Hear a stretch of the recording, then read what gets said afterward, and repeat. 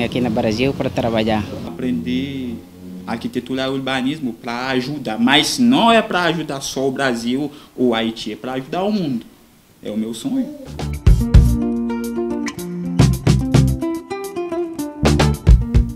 O Senegal é um país da costa da África que sofreu muito com a escravidão e tem reflexos de pobreza até hoje.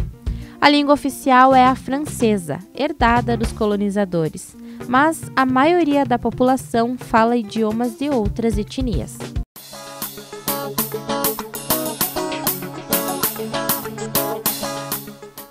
O Haiti é um país caribenho da América Central. É o país mais pobre das Américas. Sua paisagem é encantadora e possui pontos turísticos muito visitados, mas com bastante dificuldades, principalmente depois do terremoto de 2010, que causou muita destruição e pobreza. Possui 2 línguas oficiais, o crioulo e o francês. Buscando uma vida melhor, grupos de haitianos e senegaleses passaram a adotar outros países como moradia. O Brasil começou a receber estes imigrantes em massa a partir de 2012.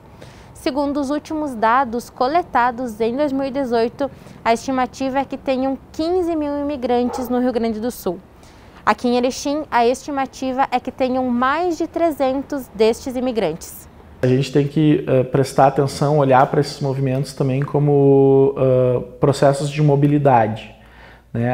O fato de a gente ter registrado a chegada, né, dessa quantidade de imigrantes no Rio Grande do Sul não necessariamente implica na formação de uma comunidade com essa mesma dimensão. Então, nem sempre esses números se traduzem, né, na percepção pública, né, de uma comunidade de imigrantes ou, né, numa quantidade visível, né, no dia a dia. Mas o certo é que, né, a gente tem hoje muitos imigrantes, famílias, né, de imigrantes assentadas, né, participando da vida econômica, social, política.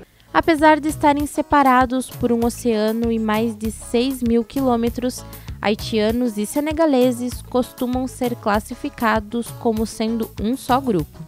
Considerá-los um grupo só é em si digamos assim, reflete uma visão, até de certa forma, reflete um senso comum. Esse agrupamento, né, dos imigrantes, ele não se sustenta em termos culturais, né, em termos históricos, inclusive, né, desses movimentos. Eles se organizam e se constituem como grupos diferentes, né, com realidades diferentes, com expectativas, com práticas sociais e culturais muito próprias, né, de cada um.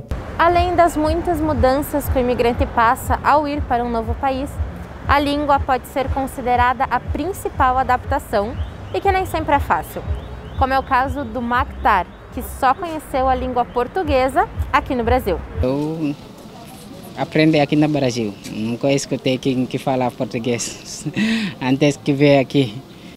A mesma dificuldade também é sentida por outros imigrantes. Não sabia nada.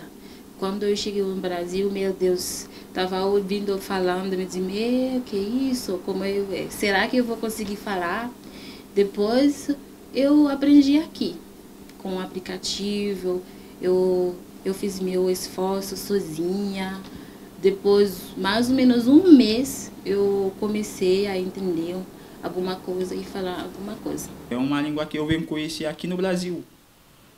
E daí eu me esforço muito, porque eu tenho muito objetivo para morar aqui no Brasil. Primeiramente, quando eu veio aqui para o Brasil, eu dizia, os brasileiros não vão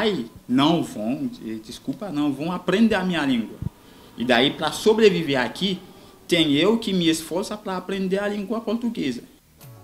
A busca por trabalho é o que leva a maioria dos imigrantes a ir para outro país.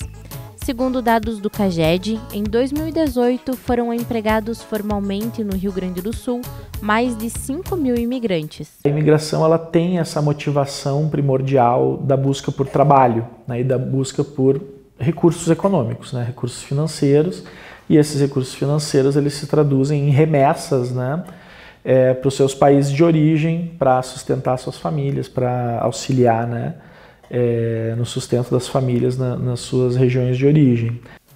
E foi o trabalho que trouxe Babu até o Brasil em 2010. Ele é costureiro e viu aqui uma oportunidade para exercer a sua profissão. Quando que eu veio para Erechim, meus primeiros meses eu trabalhei com obra, mas acho que foi uns 20 dias, eu acho que mais ou menos. Porque também naquela época também não conhecia a cidade, não conhecia onde que tem fábrica de costura, não sabia também como é que... E daí fiquei lá 20 e pouco, daí depois eu, quando que consegui costura, larguei isso até hoje. Babu trabalhou como costureiro em alguns ateliês até ter a oportunidade de abrir o seu próprio negócio em 2013. Próprio esse espaço, quando que eu trabalhava nas costuras, depois que eu decidi que eu posso ter meu próprio. Daí depois que eu fiz, eu comprei uma máquina pequenininha, comprei, botei na minha casa. Naquela época eu trabalhava lá de noite, às vezes tem minhas vizinhas que estavam do lado, depois eu costura, tal coisas, Daí eles mandavam fazer alguma reforma, tal coisas, daí aquela maquininha pequenininha, daí eu, fim de semana ou da noite, às vezes fazia pouco coisas aí, daí eu trabalhava da costura para fora, daí em casa eu fazia alguma coisa. Depois que eu decidi daí abrir uma ateliê pequena. Com o aumento de clientes, Babu precisou encontrar um espaço maior para as costuras. Adquiriu mais máquinas e passou a se dedicar inteiramente ao ateliê.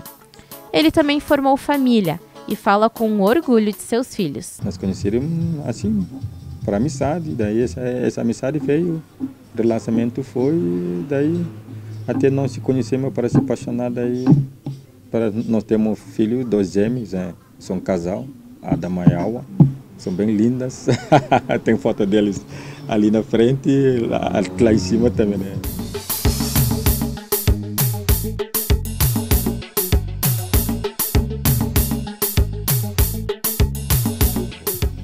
E agora tu pretende ficar aqui no Brasil ou tu gostaria de voltar para tua cidade? Não, por enquanto estou aqui. Já tenho a minha família ali, lá no meu país. Às vezes, depende quando que dá, daí ia lá visitar os meus parentes que eu tenho lá.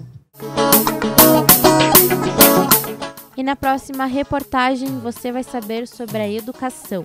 Vamos te mostrar quem veio para estudar aqui no Brasil.